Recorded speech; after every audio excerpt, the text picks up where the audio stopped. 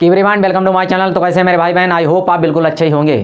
तो आइए आज हम लोग पढ़ेंगे कक्षा 12 की रसायन विज्ञान के वे अति महत्वपूर्ण प्रश्न जो यूपी बोर्ड की परीक्षा में हर वर्ष पूछे जाते हैं। तो आइए हम आपको आज उन प्रश्नों से रूबरू कराएंगे जो यूपी बोर्ड की परीक्षा में हर वर्ष पूछे जाते हैं। तो देखिएगा वे कौन से अति महत्वपूर्ण प्रश्न हैं यूपी बोर्ड के जो हम आपको बताने जा रहे हैं। देखिएगा पहला प्रश्न आपका है साटकी दोष तथा फ्रेंकल दोष क्या है तथा अंतर भी लिखिए। यानी इन दोनों के पहले परिभाषा लिखना है और आपका फिर उसके बाद अंतर लिखना है। यानी इन दोनों के पहले परिभाषा फिर उसके बाद इन दोनों के अंतर लिखना है। दूसरा प्रश्न आपका है बर्कले हर्टले की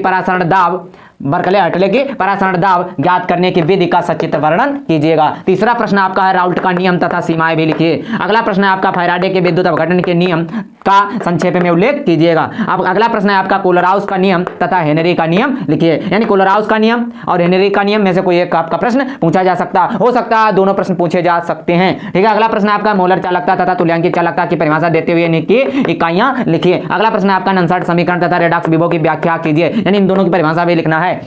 अगला प्रश्न है विद्युत रासायनिक श्रेणी क्या है तथा इनके लक्षण भी लिखिए। अगला प्रश्न है अभिक्रिया की आणविकता और कोटि की परिभाषा तथा अंतर भी लिखिए। यानी अभिक्रिया की कोटि और आणविकता की परिभाषा और कोटि की परिभाषा भी आपको लिखना है। अगला प्रश्न है आपका प्रथम कोटि की अभिक्रिया का उदाहरण देते हुए वेग स्थिरांक का व्यंजक का सूत्र स्पष्ट कीजिए। यानी सूत्र भी आपको लिखना है। किसका लिखना है? प्रथम कोटि की अभिक्रिया का उदाहरण देते हुए वेग स्थिरांक के व्यंजक का सूत्र लिखना है। ये इतने आपको प्रश्न तैयार करने हैं और प्रश्न हम आपको बताने जा रहे हैं। तो अगर आप इन प्रश्नों की स्क्रीनशॉट लेना चाहते हैं तो स्क्रीनशॉट भी ले सकते हैं। तो देखिएगा हम आपको ये प्रश्न और बताने जा रहे हैं। देखिए जिसमें आपका उसके बाद यानी 11 प्रश्न है टिंडल प्रभाव ब्राउनी गति स्कंदन पेप्टीकरण पर संक्षिप्त टिप्पणी लिखिए। इनमें से कोई एक प्रश्न आपका आ सकता है। ठीक है। तो ये प्रश्न आप तैयार कर लीजिएगा। अगला प्रश्न है आपका द्रव्य स्नेही व द्रव्य विरोधी कोलाइड को उदाहरण देकर समझाइए। नेक्स्ट प्रश्न है आपका विद्युत अपवहन की व्याख्या कीजिए। अगला प्रश्न है स्कंदन का हार्डी सुलझे नियम क्या है। अगला प्रश्न है आपका अधिशोषण सिद्धांत क्या है। नेक्स्ट प्रश्न है आपका हैबर विधि से अमोनिया मतलब NH3 के औद्योगिक निर्माण का वर्णन कीजिए। अगला प्रश्न है आपका ओस्टवाल्ड विधि से HNO3 यानी नाइट्रिक अम्ल का निर्माण कैसे करते हैं। अगला प्रश्न है आपका डीकन विधि द्वारा क्लोरीन के औद्योगिक निर्माण का सचित्र वर्णन कीजिए। अगला प्रश्न है आपका अमोनिया बनाने की प्रयोगशाला विधि। नेक्स्ट प्रश्न है आपका हेजन क्लेवर विधि। ये प्रश्न आपको और तैयार करने हैं। अगर इन प्रश्नों की भी आप स्क्रीनशॉट लेना चाहते हैं तो स्क्रीनशॉट ले सकते हैं। हम आपको कुछ प्रश्न और बताने जा रहे हैं। तो देखिएगा ये प्रश्न हम आपको और बताने जा रहे हैं 21 यानी 20 के बाद 21 देखिएगा।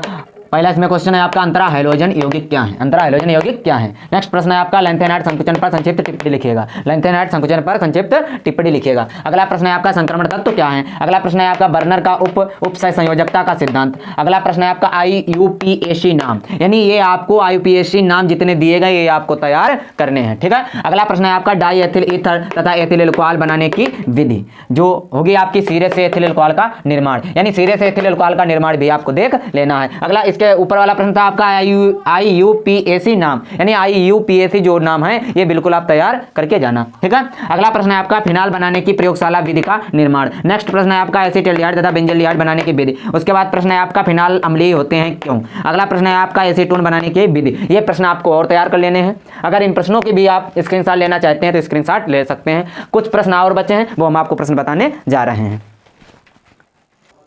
तो देखिएगा हम आपको ये प्रश्न 6 और बच्चे हैं। इन प्रश्नों से हम आपको रूबरू और कराएंगे। उसके बाद ये आपको इतने प्रश्न तैयार करने हैं। जो आपको प्रश्न बताएंगे ये सब प्रश्न आपको तैयार कर लेने हैं। तो देखिएगा इसमें 31 आपका प्रश्न क्या होगा हेलिंग विलयन तथा टालिन अभिक्रमक क्या है। ठीक है। दूसरा प्रश्न है आपका इसमें यानी 32 प्रश्न है आपका एथिल एमीन बनाने की प्रयोगशाला विधि। और नेक्स्ट प्रश्न है आपका कार्बोहाइड्रेट क्या होते हैं इनका वर्गीकरण कीजिएगा। नेक्स्ट प्रश्न है इसके बाद क्या प्रोटीन क्या होते हैं तथा डीएनए की द्विकुंडलीय संरचना का वर्णन कीजिएगा। यानी प्रोटीन क्या होते हैं लॉन्ग प्रश्न है दोनों।